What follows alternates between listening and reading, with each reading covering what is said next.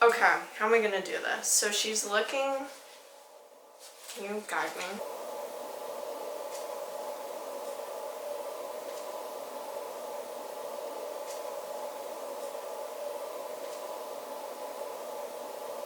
Dear Great Nana, my mom told me that you constantly reminded her that Alice would be a great name for a great-grandchild. Not your first name, Violet, but your middle name, Alice. My mom didn't know at the time, but she was pregnant with me when you passed away in December. She told my father if they had a girl, they had to name her Alice. He agreed. I finally received your letter to me about 100 years later. It's weird. I look at this photo of you and see myself in it. My mom tells me that I'm the great-grandchild that most resembles you. She says we have the same facial structure, eyes, and build. You are around my height and always skinny, brown hair and blue eyes. She's been telling me this since I was a kid, and she still tells me now. I wish I could have talked to Papa about you. The only reason I was able to find your picture was because of him. He passed away this summer. He was a great man, definitely because you raised him. Due to my mom's insistence, we still live in Streetsville. Although technically it's Mississauga, but I still tell people I'm from Streetsville. The area is vastly different from when you were my age and has changed even more since I was born. Some buildings have stayed the same. Nana loves telling me about how she used to attend high school where the current seniors center is. She loves telling me about how she met Papa there. I might still love Streetsville due to you. You've been a mystery all my life, but someone who is always mentioned.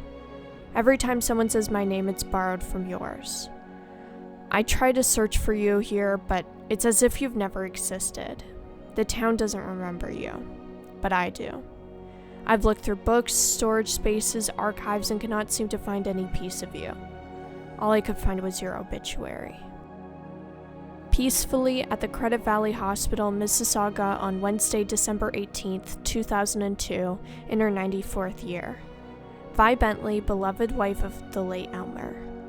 Dear mother of Gordon and his wife Jane, and Lauren and his wife Shirley.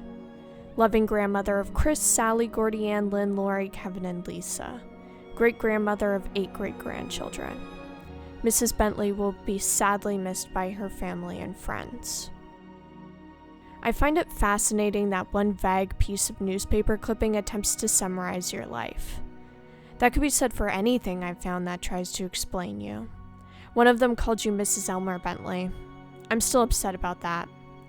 There was also a book that talked about her family history. They called Papa George. My mom and I laughed about it. With how much work you've put into the community, I find it devastating that you're never mentioned. You ran several businesses, attended church every Sunday, and constantly cared for your family. The only remaining pieces of Bentley hardware I could find were a yardstick, time books, and newspaper ads. It's too bad you had to sell it. The building still has a sign that says Bentley on it. I want to find you in every element of your existence. I've craved to be the woman that you are for so many years in my life. I examine you and your friends, your husband, your work. I see pictures of you when you're older, surrounded by community, family, people you love. My mom talks about the warmth you had. You always wanted to give the best gifts and provide the most love. You were so accepting and willing to help others. Maybe this is where your womanhood exists. In the work that we provide for others, how do we oppose conflating our work for others with our own self? No matter how much you do, how involved you are lost, forgotten.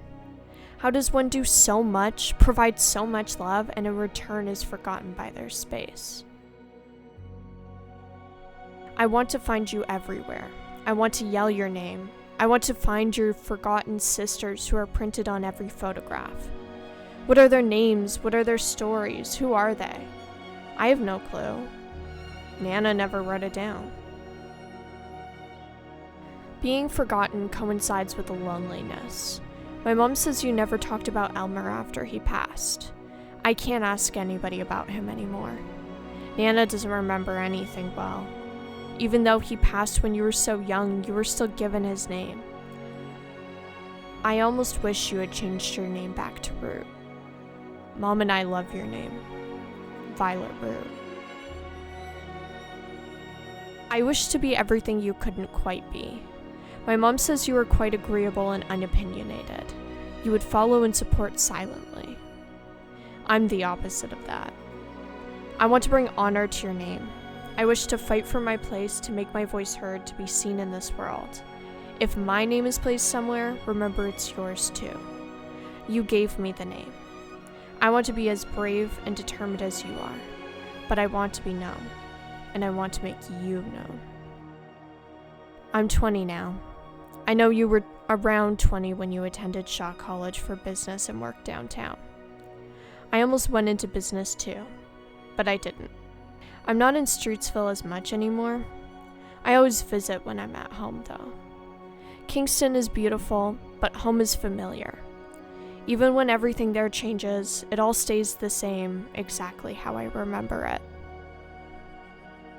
I guess I wonder how someone like you can influence my life as a woman and a person when I was never able to meet you. You only exist in photographs, stories, and memories. Only in our family homes, in unsorted boxes on family trees. But in all these photos of you, I see the life of a woman, existing within spaces, trying to break boundaries. I'm sad I'll never be able to meet you, but I miss you. With love, Alice.